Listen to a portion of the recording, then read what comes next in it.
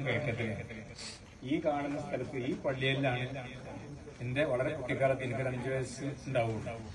ഒരു വലിയ സമ്മേളനമാണ്. ആ സമ്മേളനത്തിന് ലീഗിന്റെ എല്ലാ നേതാക്കന്മാരും ബാപ്പുജി തങ്ങൾ, സിദി സാഹിബ് അടക്കമുള്ള പൂക്കോയ തങ്ങൾ അടക്കമുള്ള നേതാക്കന്മാർ വരികയും അവർക്ക് അന്ന് കൊടുക്കുന്നില്ല. സ്പെഷ്യലായിട്ട് റോഡ് കേൾക്കത്തിറക്കുന്ന പള്ളിയിലാണ് നേരെ റോഡ് വിട്ടുവിട്ടുന്നു.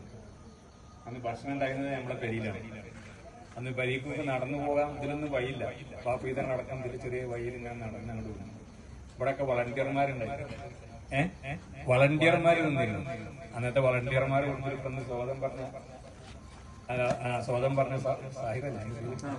സാഹിറിന്റെ വാപ്പുണ്ടായിരുന്നു. വളണ്ടിയർ കോർ കരുത്തൻ അന്ന് മരക്കാരി സാഹിബായിരുന്നു. എന്റെ വാപ്പുട്ടിയൊക്കെ ചെറുതാണ്. വാപ്പുട്ടിയൊക്കെ അന്നത്തെ വളണ്ടിയർമാരായിട്ടുണ്ട്.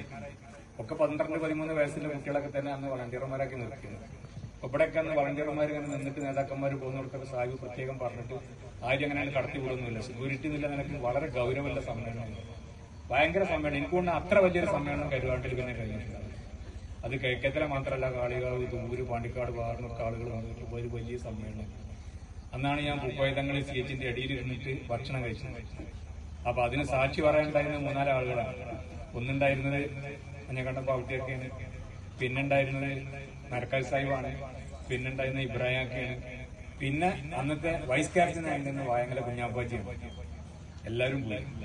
ആ പൂജയൊക്കെ ഒന്ന് കുട്ടിയായിട്ടുണ്ടാവും. ഇന്നൊക്കെ അതിന് കുറച്ച് 2 വയസ്സ് 3 വയസ്സിന്റെ ഓർമ്മ. അപ്പൊ അങ്ങനെ വലിയൊരു സമ്മേളനം നടത്തിയിരുന്നത് ഇവിടെ. പിന്നെ ഈ കിഴക്കേത്തല എല്ലാ പ്രതിസന്ധികളും ഉണ്ടായപ്പോഴും ഈ വാർഡിൽ നമ്മൾ ഒരിക്കലും പിന്നാക്കം പോയിട്ടില്ല. ഇപ്പൊ പഴയ കിഴക്കേത്തലല്ല, പഴയ കേൾക്കാൻ വേണ്ടിയിട്ട് അനുഗ്രഹം വാങ്ങാൻ വേണ്ടി പോയത് അള്ളാഹാന്റെ ഇബ്രാഹിംഖാന്റെ വാക്ക്. പിന്നെ അന്ന് നോമിനേഷനിൽ അന്ന് ഒപ്പിട്ടത് ചേക്കണ്ണിയാജിയാണ്. എതിർ സ്ഥാനാർത്ഥിയായിരുന്നത് അന്ന് ലീഗ് 2 നിന്നപ്പോ നമ്മുടെ മരിച്ച ആലി സാഹിബാണ്. ആലി സാഹിബ് അപ്പുറത്തായിട്ടും എനിക്ക് വേണ്ടിയിട്ട് നോമനിർദ്ദേശ പത്രികയിൽ ഒപ്പിട്ടത് ആലിയാഖാന്റെ വാപ്പയാണ് നിങ്ങൾ ആലോചിക്കുന്നത്. ഞങ്ങൾ ഓർമ്മക്ക് പാർട്ടിയുടെ സ്പിരിറ്റിന് വേണ്ടി പറഞ്ഞു. അത് കഴിഞ്ഞ് ഞാൻ രണ്ടാമത് മത്സരിച്ചപ്പോൾ ഈ കേരളത്തിലെ ഇതേമാതിരി LDF വെട്ടിമുറിച്ചുണ്ടാക്കിയിട്ടുണ്ട് അന്നത്തെ ഒരു വാർഡാണ്. അന്ന് ഈ നമുക്ക് കുറച്ച് വളരെ വിരുദ്ധമായിരുന്നു, കുറെ ബുദ്ധിമുട്ടുള്ളൊരു വാർഡ് തന്നെയായിരുന്നു. ഇപ്പൊ തീരാറ് ബുദ്ധിമുട്ടായിരുന്നു. അപ്പൊ അന്ന് ഞാൻ മത്സരിക്കുമ്പോൾ ഞാൻ അന്ന് 2ാമത്തെ തവണ ആദ്യം മത്സരിച്ച് പ്രസിഡന്റായി. പിന്നെ 2ാമത്തെ മത്സരമാണ്. അത് കുറച്ച് കടുത്ത മത്സരമായിരുന്നു. വാർഡിന്റെ ഘടന കൊണ്ട് അല്ലാത്ത ആരും പാർട്ടിയിൽ നിന്ന് മാറിയിട്ടുണ്ട്. പാർട്ടിക്ക് വരില്ലായിരുന്നു. അന്ന് നമ്മുടെ നജീബായിരുന്നു എതിർ സ്ഥാനാർത്ഥി. നജീബ് ആദ്യമായിട്ട് മത്സരിക്കുകയാണ്. ഞാൻ 2ാമതാണ്. ഞാൻ വക്കീലൊക്കെയായി ഒരു പഞ്ചായത്ത് പ്രസിഡന്റായി കുറച്ചൊരു മുതിർന്ന ആളായിട്ട്. നജീബ് അന്ന് LLB പഠിച്ചുകൊണ്ടിരിക്കുമ്പോഴാണ് സ്ഥാനാർത്ഥി.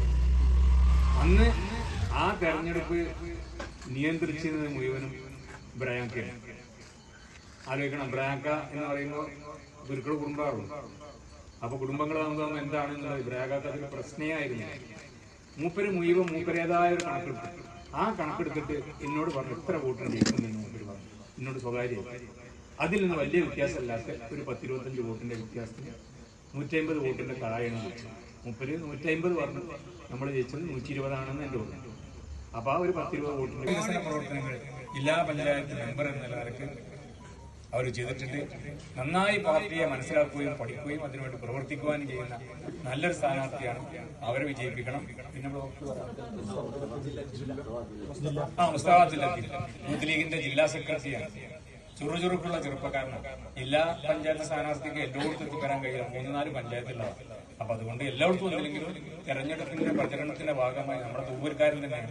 തൂവൂരല്ല, നീലാഞ്ചേരിയാണ്. കരുവാട്ട് പഞ്ചായത്തിനോട് നേരെ ചേർന്ന് നിൽക്കുന്നതാണ്. നല്ല പ്രഗത്ഭനായ സ്ഥാനാർത്ഥിയാണ്. അപ്പൊ അതുകൊണ്ട് ഈ ബ്ലോക്കും ജില്ലയൊക്കെ കൂടുമ്പോൾ നമുക്ക് പഴയ കാലത്തെ ഇതിനേക്കാൾ വലിയ വികസനങ്ങൾ വരും. ഞാനൊക്കെ ഇതിലെ മെതിരി കുടിച്ചിട്ട് എത്ര കാലം നടന്നിട്ടുണ്ടെന്നൊക്കെ അറിയും. മെതിരി കുടിച്ചിട്ടാ പോലും. ഇപ്പൊ എന്റെ നോക്കാർ ഇവിടെ നിന്ന് തിരിച്ച് അങ്ങോട്ട് പോയി അപ്പുറത്തോട്ട് റോഡ്, ഇങ്ങേപ്പുറത്തേക്ക് റോഡ്, ഇതിലെങ്ങനെ ഇങ്ങോട്ട് റോഡ്, ആകെ റോഡിന്റെ ഒരു നെറ്റ്വർക്കാണ്. അപ്പൊ നിങ്ങൾക്ക് ആരെങ്കിലും ഒക്കെ സ്ഥലം വിട്ടുതരാണെങ്കിൽ ഇനിയും പുതിയ റോഡുകൾ ഉണ്ടാവും. റോഡുകൾ നമുക്ക് ധാരാളം വരണം. എല്ലാ വീടിന്റെ മുന്നിലും വാഹനമാണ് നിൽക്കുന്നത്.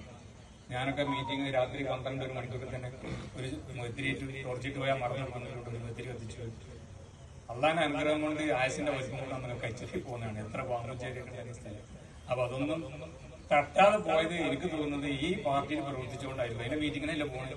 അതിൻ്റെതായ ഒരു പൊരുത്തം ഉണ്ടായത് കൊണ്ട് അള്ളാന്റെ അനുഗ്രഹം കൊണ്ട് പല സംഗതികളും നമ്മളെ നാടിന് വേണ്ടി ചെയ്യാൻ വേണ്ടി കഴിഞ്ഞിട്ടുണ്ട്. അപ്പൊ അത് ഇനി വരുന്ന തലമുറക്കും അത് ചെയ്യാൻ കഴിയണം.